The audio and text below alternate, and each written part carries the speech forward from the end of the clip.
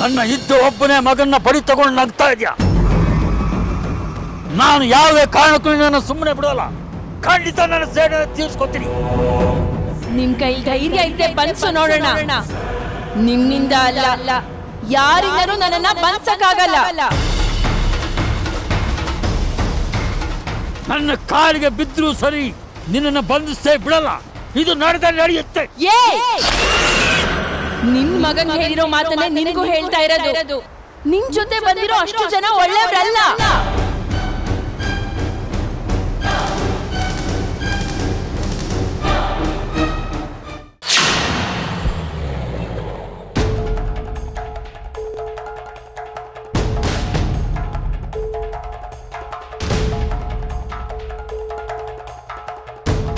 ಬೈರ, ಸ್ವಾಮಿಗಳು ಹೇಳ್ದಾಗೆ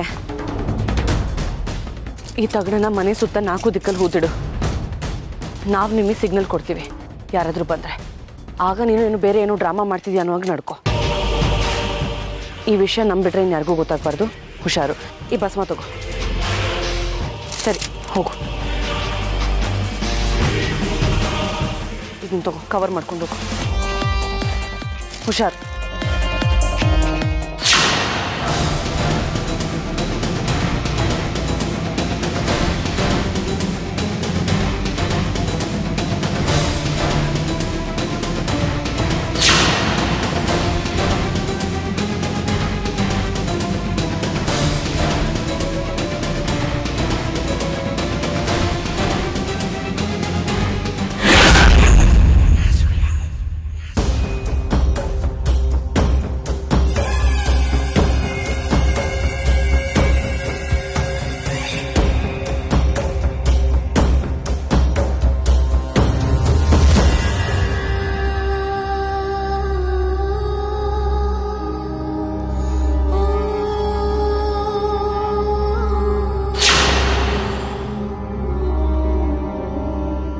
ಭೈರ, ಎಲ್ಲ ಕೆಲಸ ಅಚ್ಚುಕಟ್ಟಾಗಿ ಆಯ್ತಾ? ಏನು ತೊಂದರೆ ಇಲ್ಲದೆ ಆಯ್ತು ಮಾವ. ಇನ್ನು ಚಿತ್ರ ನಮ್ಮ ಮನೆ ಕಡೆ ಸುಳಿಯೋಕ್ಕೆ ಚಾನ್ಸೇ ಇಲ್ಲ. ಸರಿ, ಬನ್ನಿ ಹೋಗೋಣ ಮನೆಗೆ. ಬನ್ನಿ.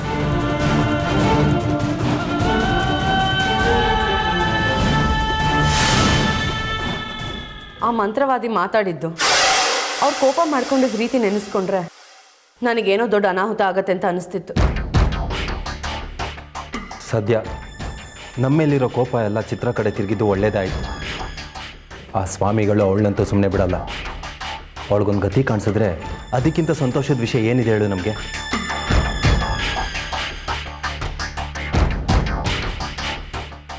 ಅದು ನಿಜ.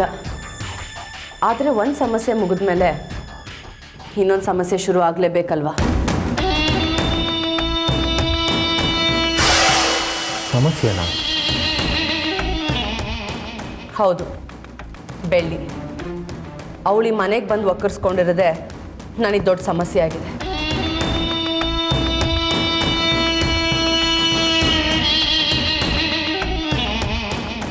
ಮುತ್ತು ಮಾವಂಗೆ ಅವರಿಂದನೇ ಬೆಳ್ಳಿಯವ್ರ ಅಮ್ಮ ಅಜ್ಜಿ ಸತ್ತಿದ್ದು ಅಂತ ತುಂಬ ಅನುಕಂಪ ಬಂದಿದೆ.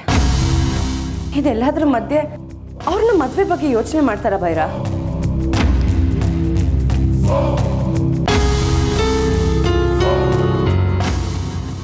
ಬೆಳ್ಳಿ ಆಡೋದು, ಮಾವ ಅವಳನ್ನ ಸಮಾಧಾನ ಮಾಡೋದು, ಇದನ್ನೆಲ್ಲ ನೋಡಿ ನನ್ನ ತಲೆ ಚಿಟ್ಟಿಡಿತಿದೆ.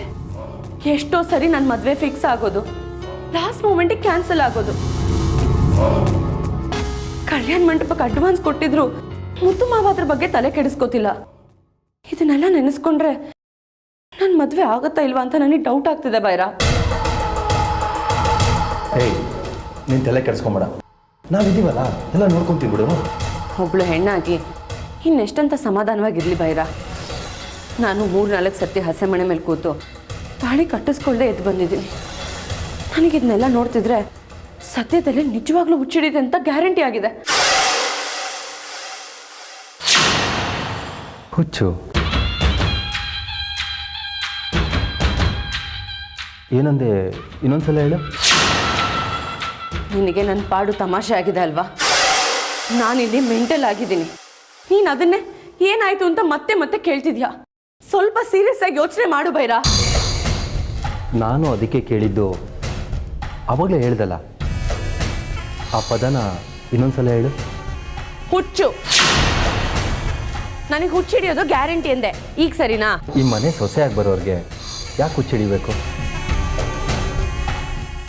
ನಾವು ಮಾಡೋ ಪ್ಲ್ಯಾನ್ಗೆ ಆ ಬೆಳ್ಳಿಗೆ ಹುಚ್ಚಿಡಿಯೋಂಗೆ ಮಾಡಿದ್ರೆ ಈ ಜನ್ಮದಲ್ಲಿ ನಮ್ಮ ತಂಟೆಗೆ ಬರಲ್ಲ. ಬೆಳ್ಳಿಗೆ ಹುಚ್ಚಿಡಿಯೋಗಿ ಮಾಡೋಣ.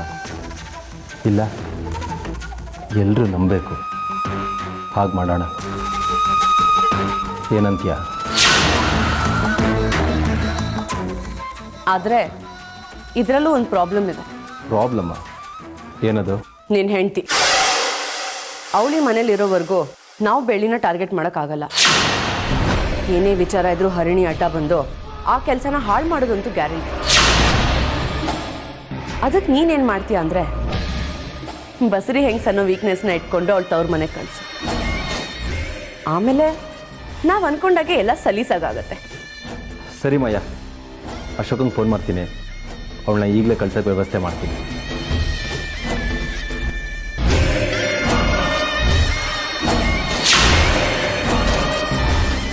ಬೆಳ್ಳಿ, ನಿನ್ನ ಊರು ಬಿಟ್ಟು ಕಳಿಸೋದಕ್ಕೆ ಏನೆಲ್ಲ ಪ್ಲ್ಯಾನ್ ಮಾಡಿದೆ, ಆದರೆ ಯಾವುದೂ ಯೂಸ್ ಆಗಲಿಲ್ಲ. ನಿನ್ನ ತಾಯಿ ಅಜ್ಜಿಗೆ ಅವಮಾನ ಮಾಡಿದ್ರೆ ನಿನ್ನನ್ನು ಕರ್ಕೊಂಡು ಹೋಗ್ತಾರೆ ಅಂದ್ಕೊಂಡೆ. ಆದರೆ ಅವರೇ ಸೀದಾ ದೇವ್ರ ಪಾದಕ್ಕೆ ಹೋಗ್ಬಿಟ್ರು. ನಿನ್ನ ಬೆಂಕಿಲಿ ಸುಟ್ಟಾಕೋಣ, ನಿನ್ನ ಮುಖನ ಕೆಡ್ಸಾಕೋಣ ಅಂದ್ಕೊಂಡೆ. ಆದರೆ ಅದು ನಡೀಲಿಲ್ಲ. ಈಗ ನಾನು ನಿನ್ನ ಮನಸ್ಸಿನ ಜೊತೆನೇ ಆಟಾಡಬೇಕು ಅಂತ ತೀರ್ಮಾನ ಮಾಡಿದ್ದೀನಿ.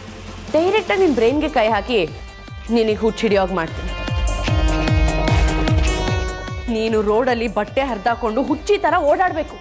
ಅದನ್ನ ನೋಡಿ ನಾನು ಖುಷಿ ಪಡಬೇಕು. ಅದನ್ನ ಮಾಡೋಕ್ಕೆ ಜಾಸ್ತಿ ಟೈಮ್ ಆಗಲ್ಲ. ನೋಡ್ತಿರು, ನಿನ್ನನ್ನು ಹೇಗೆ ಮೂಲೆ ಗುಂಪು ಮಾಡ್ತೀನಿ ಅಂತ ನೋಡ್ತಿರು.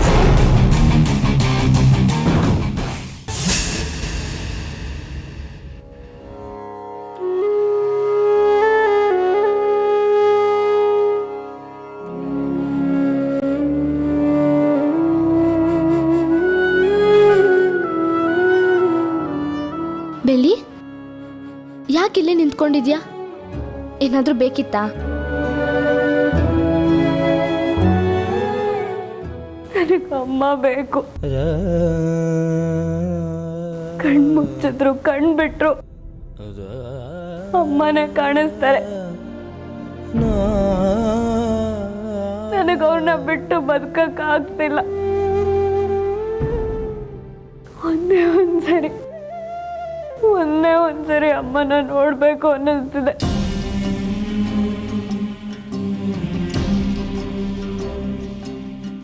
ನೋಡು ಬೆಳ್ಳಿ, ನಾನೀಗ ಹೇಳ್ತೀನಿ ಅಂತ ನೀನು ಬೇಜಾರು ಮಾಡ್ಕೋಬೇಡ. ಅಮ್ಮ ಮತ್ತು ಅಜ್ಜಿ ಸತ್ತಿರೋ ನೋವು ನಮಗೂ ಇದೆ. ಆದರೆ ನೀನು ಎಷ್ಟು ದಿನ ಅಂತ ನಿಂತು ನೀರು ಥರನೇ ಇರ್ತೀಯ ಹೇಳು? ಅಮ್ಮ ನಿನ್ನ ಜೊತೆನೆ ನಿನ್ನಲ್ಲೇ ಇರ್ತಾರೆ.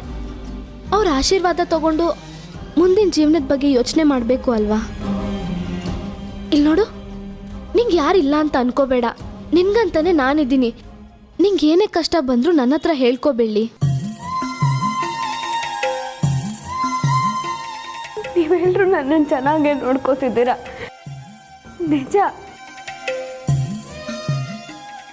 ಆದರೆ ಎಲ್ಲ ದೇವರು ಒಂದೇ ಅಂತ ಗೊತ್ತಿದ್ರು ನಾವ್ಯಾಕೆ ನಮ್ಮ ದೇವ್ರನ್ನೇ ಪೂಜಿಸ್ತೀವಿ ಹೇಳು?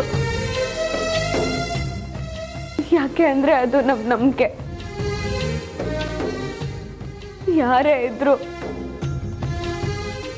ಅಮ್ಮ ಇಲ್ಲ ಅನ್ನೋ ನೋವು ಕಾಡ್ತಾನೆ ಇರುತ್ತೆ.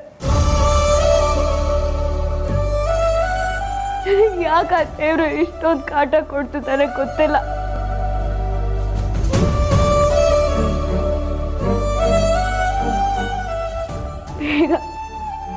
ಈಗ ನಾನು ಅಮ್ಮನ ಹತ್ರ ಹೋದ್ರೆ ಸಾಕು ಅನ್ನಿಸ್ತಿದೆ. ಬೆಳ್ಳಿ, ಹೀಗೆಲ್ಲ ತಮಾಷೆಗೂ ಮಾತಾಡ್ಕೊಡ್ದು. ನೀನು ನಿನ್ನನ್ನು ಕಳ್ಸ್ಕೊಟ್ರೆ ನಾವೆಲ್ಲ ಸಂತೋಷವಾಗಿರ್ತೀವಿ ಅಂತ ಅನ್ಕೊಂಡಿದ್ಯಾ? ಇಲ್ಲ ಕಣೆ. ನೋಡು, ನಿನ್ನ ಆ ದೇವ್ರು ಕಳ್ಸ್ಕೊಡು ಅಂತಂದ್ರೂ ಕಳ್ಸ್ಕೊಡಕ್ ನಾನು ರೆಡಿ ಇಲ್ಲ. ಈಗ ಇದನ್ನೆಲ್ಲ ಬಿಟ್ಟು ನೀನು ಚೆನ್ನಾಗಿದ್ರೆ ಸರಿ. ಅಡ್ಗೆ ಮಾಡಿದ್ದೀನಿ, ಬಂದು ಊಟ ಮಾಡು. ಸರಿನಾ?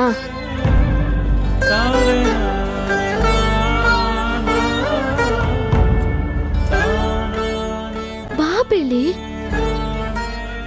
ಬಾ.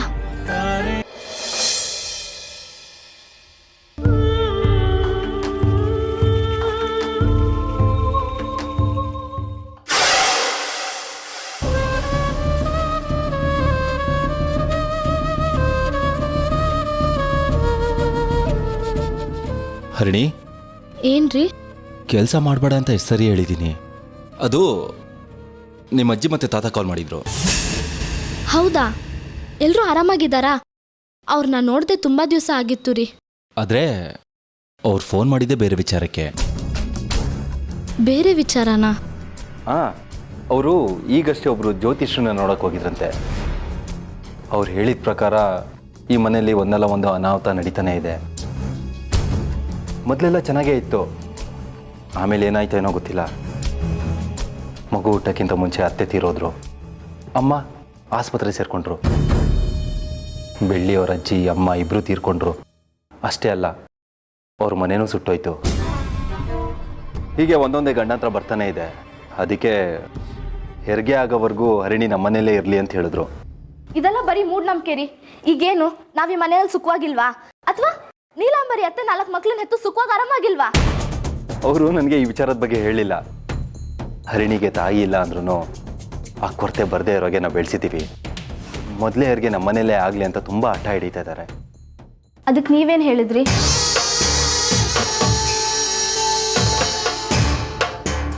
ನಾನು ಕಳ್ಸೋಕೆ ಒಪ್ಕೊಂಡೆ ಅಂತ ಬೇಜಾರು ಮಾಡ್ಕೋಬೇಡ. ಹೆರಿಗೆ ಗಂಡನ ಮನೇಲಾದರೆ ಶ್ರೇಯಸ್ಸಲ್ಲ ಅನ್ನೋದು ಅವ್ರ ನಂಬಿಕೆ. ಅಲ್ಲದೆ ನಮ್ಮ ಹಿರಿಯರ ಕಾಲದಿಂದನೂ ಹೀಗೆ ನಡ್ಸ್ಕೊಂಬಂದಿದ್ದೀವಿ, ಈಗಲೂ ಹಾಗೆ ನಡೀಲಿ ಅನ್ನೋದು ಅವ್ರ ವಾದ. ಅವರು ಇನ್ನೊಂದು ವಿಚಾರ ಹೇಳಿದ್ರು. ಆ ವಿಚಾರ ಹೇಳಾದ್ಮೇಲೆ ನಾನು ಒಪ್ಕೊಂಡಿದ್ದು. ಏನದು? ತುಂಬ ಅಪಾಯ ಇದೆ ಅಂತ ಹೇಳಿದ್ರು. ನಾನು ಮನೆ ಬಿಟ್ಟು ಎಲ್ಲಿಗೂ ಹೋಗಲ್ಲ ರೀ. ನೋಡೋ, ಆವಾಗ್ಲಿಂದ ಅಷ್ಟೊಂದು ಸಾರಿ ಹೇಳಿದ್ದೀನಿ, ಹೀಗೆ ಹಠ ಮಾಡಿದ್ರೆ ನನಗೆ ತುಂಬ ಕೋಪ ಬರುತ್ತೆ. ಬೈರ, ಒಂದು ನಿಮಿಷ ಸುಮ್ಮನೆ ಇರು. ಅಣ್ಣ, ನೀವಾದ್ರೂ ಸ್ವಲ್ಪ ಬುದ್ಧಿ ಹೇಳೋಣ. ದೊಡ್ಡವರು ಏನೇ ವಿಚಾರ ಮಾಡಿದ್ರು ಅದರಿಂದ 10 ಕಾರಣಗಳಿರುತ್ತೆ ಅಂತ ನಿಮಗೂ ಗೊತ್ತು. ಅದು ಅಲ್ಲದೆ ನಮ್ಮನೆಗೆ ಮೊದಲೇ ವಾರಸ್ತಾರ. ತಾಯಿ ಮಗುನ ಚೆನ್ನಾಗಿ ನೋಡ್ಕೋಬೇಕಾಗಿರೋದು ನಮ್ಮ ಕರ್ತವ್ಯ. ಹರಿಣಿನ ಕಳಿಸ್ಕೊಡಿ ಅಂತ ಅವ್ರ ಅಜ್ಜಿ ಪ್ರೀತಿಯಿಂದ ಫೋನ್ ಮಾಡಿದ್ರೆ ಇವಳು ಹೋಗಲ್ಲ ಅಂತ ಹಠ ಹಿಡ್ದಾಳೆ. ಹೆಣ್ಣಿಗೆ ಇಷ್ಟೊಂದು ಹಠ ಒಳ್ಳೇದಲ್ಲ ಅಣ್ಣ. ನಾನು ಎಲ್ಲಿಗೂ ಹೋಗಲ್ಲ ರೀ.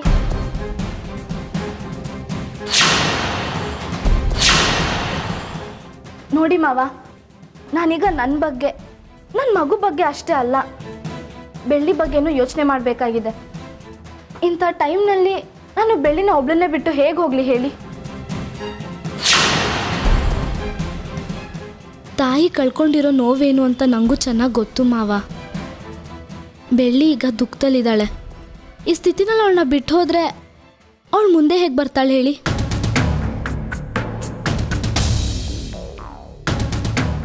ನಾನು ಅವಳ ಜೊತೆಗಿಲ್ಲ ಅಂತಂದ್ರೆ ಹಳೆದನ್ನೆಲ್ಲ ಯೋಚನೆ ಮಾಡಿ ಕೊರಗ್ತಾ ಇರ್ತಾಳೆ.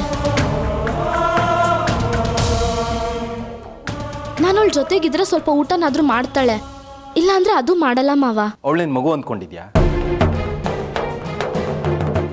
ನೋಡಿ, ಬೆಳ್ಳಿ ನನಗೆ ಮಗು ಥರ ಅಲ್ಲ, ಅವಳು ನನ್ನ ಮಗುನೇ.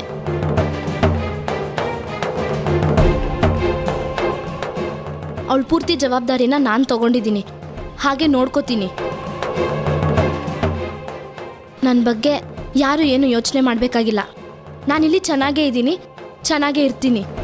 ಆದರೆ ನಿನ್ನ ತವ್ರ ಮನೇಲಿ ನೋಡ್ಕೊಳಂಗಾಗಲ್ಲ. ಬೆಳ್ಳಿನ ನೋಡ್ಕೊಳಕ್ಕೆ ನಾವೆಲ್ಲ ಇದ್ದೀವಿ. ನಾನು ಅಣ್ಣ ಇಲ್ಲ ಅಂದ್ರೂ ಶರ್ಮಿಳಾ ಮಾಯ ಇಬ್ರು ಇದಾರಲ್ಲ, ನೋಡ್ಕೋತಾರೆ.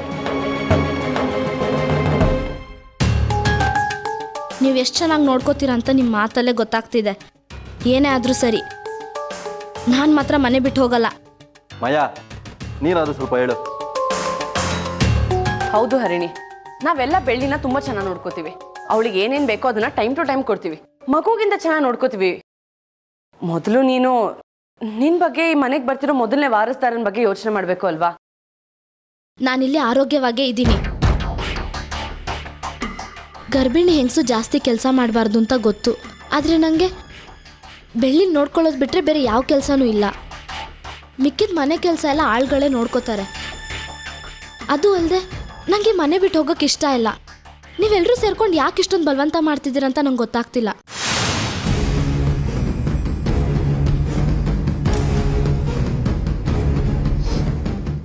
ಹರಿಣಿ, ಅವ್ರು ಹೇಳ್ತಿರೋದು ನೀನು ಒಳ್ಳೇದಕ್ಕೆ ಅಲ್ವೇನಮ್ಮ. ಬೆಳ್ಳಿ ಬಗ್ಗೆ ನೀನು ಯೋಚನೆ ಮಾಡಬೇಡ. ಅವಳಿಗೆ ಯಾವುದೇ ಕೊರತೆ ಬಾರ್ದೇ ಇರೋ ಥರ ನಾವೆಲ್ಲ ನೋಡ್ಕೊಳ್ತೀವಿ. ಹಂಗೂ ನಿನ್ನ ಬೆಳ್ಳಿ ನೋಡಬೇಕು, ಮಾತಾಡಿಸ್ಬೇಕು ಅನ್ಸಿದ್ರೆ ನಾನೇ ನಿಮ್ಮ ಮನೆಗೆ ಕಳಿಸ್ತೀನಿ. ಅಥವಾ ನೀನು ಖುಷಿ ಅನ್ಸಿದ್ರೆ ನೀನೇ ಅವಾಗವಾಗ ಬಂದೋಗ್ಬೋದು. ಅದು ಹಾಗಲ್ಲ ಮಾವ. ಹರಿಣಿ, ನನಗೋಸ್ಕರ ನೀನು ಈ ಮನೇಲಿರೋದು ಬೇಡ. ನನಗಿಂತ ಜಾಸ್ತಿ ಮಗು ಮುಖ್ಯ. ಅಮ್ಮ ಅಜ್ಜಿನ ಕಳ್ಕೊಂಡಿರೋ ನೋವೇ ಇನ್ನೂ ಆರಿಲ್ಲ. ಇನ್ನು ನಿನಗೇನಾದರೂ ಆದರೆ ನನಗೆ ತಡ್ಕೊಳ್ಳೋ ಶಕ್ತಿ ಇಲ್ಲ ಹರಿಣಿ.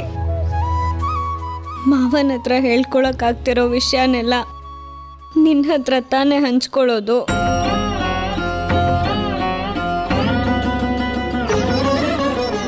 ಹಾಗಂತ ನಾನು ಬರೀ ನೋವಲ್ಲೇ ಇರಲ್ಲ, ಅದರಿಂದ ಆಚೆ ಬರಕ್ಕೆ ಪ್ರಯತ್ನ ಪಡ್ತೀನಿ. ನಿನಗೆ ಹುಟ್ಟೋ ಮಗುನ ಎತ್ತಾಡಿಸ್ಬೇಕು ಅಂತ ತುಂಬ ಆಸೆಗಳು ಇಟ್ಕೊಂಡಿದ್ದೀನಿ. ನೀನು ಮಗು ಇಬ್ರು ಚೆನ್ನಾಗಿದ್ರೆ ನಾನು ಚೆನ್ನಾಗಿರ್ತೀನಿ.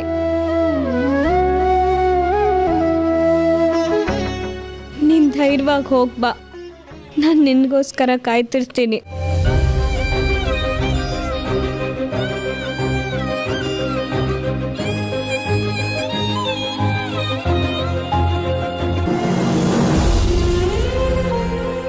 ಅಳ್ಬೇಡ್ವೆ. ಇಲ್ಲಿ ನೋಡು, ನಿಂಗೆ ಏನೇ ತೊಂದರೆ ಆದರೂ ಸರಿ, ನನಗೆ ಒಂದೇ ಒಂದು ಕಾಲ್ ಮಾಡು, ನಾನು ನಿಂಗೋಸ್ಕರ ಬರ್ತೀನಿ. ಇಲ್ಲಾಂದ್ರೆ ನಿಂಗೆ ಏನಾದರೂ ನೋಡಬೇಕು ಅಂತ ಅನ್ಸಿದ್ರೆ ಹಿಂದೆ ಮುಂದೆ ಏನು ಯೋಚನೆ ಮಾಡಬೇಡ, ಅಜ್ಜಿ ಮನೆಗೆ ಬಂದ್ಬಿಡು. ಇವಳು ಕರೆಯೋದಂತೆ, ಅವಳು ಬರೋದಂತೆ. ಏನು ಒಂದೇ ತಾಯಿ ಹೊಟ್ಟೆಲಿ ಹುಟ್ಟಿರೋರ್ ಥರ ಆಡ್ತಿದ್ದಾರೆ. ಅಕ್ಕ ತಂಗಿರ್ ಥರ ಇರೋ ನಿಮ್ಮನ್ನ ಹಾವು ಮುಂಗ್ಸಿ ಥರ ಕಚ್ಚಾಡೋ ಹಾಗೆ ಮಾಡಲಿಲ್ಲ ಅಂದರೆ ನನ್ನ ಹೆಸರು ನಿಮಗೆ ಗೊತ್ತಲ್ಲ. ಹರಿಣಿ, ಬೆಳ್ಳಿನ ಈ ಮನೆ ಕರ್ಕೊಂಡು ಬಂದಿದ್ದ ದಿವಸನೇ ಮುತ್ತು ಮಾವ ಅವಳು ಪೂರ್ತಿ ಜವಾಬ್ದಾರಿ ನಮ್ಮದು ಅಂತ ಹೇಳಿದ್ದಾರೆ. ನೀನು ಇಲ್ಲಿಂದ ಆ ಮನೆಗೆ ಹೋದ್ಮೇಲೂ ಅಷ್ಟೇ ಬೆಳ್ಳಿನ ತುಂಬ ಚೆನ್ನಾಗಿ ಗಮನ ಇಟ್ಟು ನೋಡ್ಕೋತೀವಿ ಅಲ್ವಾ ಬೆಳ್ಳಿ? ಹಾಂ ಮಾಯಕ್ಕ. ಸರಿ, ಹಾಗಾದರೆ ನಾನು ಹೋಗಿ ಬಟ್ಟೆ ಪ್ಯಾಕ್ ಮಾಡ್ಕೊಂಡು ಬರ್ತೀನಿ. ಹರಿಣಿ, ನಾನು ನಿನ್ನ ಜೊತೇಲಿ ಬರ್ತೀನಿ. ನೀನೊಬ್ಳೆ ಬಟ್ಟೆಗಳನ್ನ ತುಂಬ್ಕೊಳ್ಳೋಕ್ಕೆ ಆಯಾಸ ಆಗತ್ತೆ, ನಾನೇ ತುಂಬಿಕೊಡ್ತೀನಿ. ಬಾ.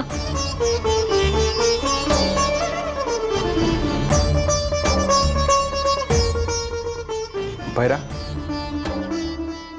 ನಾನು ಮಿಲ್ ಹತ್ರ ಹೋಗಿ ಬರ್ತೀನಿ. ಹರಿಣ ಕರ್ಕೊಂಡೋಗಿ ಮನೆಗೆ ಬಿಟ್ಬಿಡು.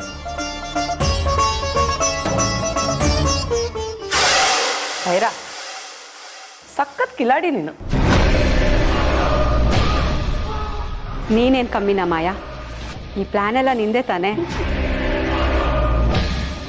ನಿನ್ನ ಹೆಂಡತಿ ಮನೆಗೆ ಹೋಗ್ಲಿ, ಆಮೇಲೆ ಈ ಮನೆ ಕೆಲಸದೊಳಗಿದೆ ಹಬ್ಬ.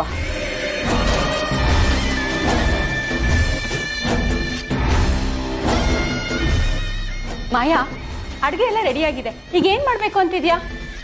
ಅಡುಗೆ ಎಲ್ಲ ರೆಡಿ ಆದಮೇಲೆ ಅದ್ರ ಟೇಸ್ಟ್ ಹೇಗಿದೆ ಅಂತ ನೋಡಬೇಕು. ಅದಕ್ಕೆ ನಿಮಗೆ ಅಷ್ಟು ಗೊತ್ತಿಲ್ವಾ?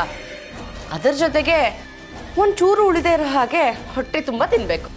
ಮಾಯಾ, ನೀನೇನು ಹೇಳ್ತೀಯೋ ನನಗೆ ಅರ್ಥನೇ ಆಗ್ತಿಲ್ಲ. ಒಂದು ಸ್ವಲ್ಪ ಅರ್ಥ ಆಗೋ ಥರ ಹೇಳ್ಬಾರ್ದಾ? ನಾನು ಹೇಳಿದ್ದು ನೀವು ಸರಿಯಾಗಿ ಕೇಳಿಸ್ಕೊಳ್ಳಿಲ್ಲ ಅನ್ಸುತ್ತೆ. ಒಂಚೂರು ಉಳಿದೇ ಇರೋ ಹಾಗೆ ಹೊಟ್ಟೆ ತುಂಬ.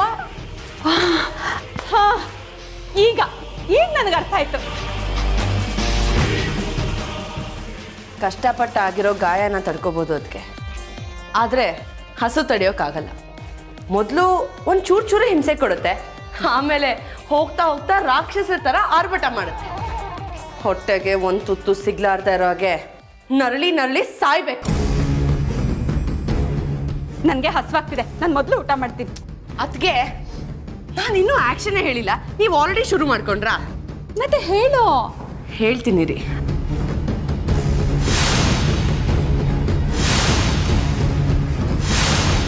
ಮಾವ, ಊಟ ಮಾಡಿ ಬನ್ನಿ. ಅಣ್ಣ,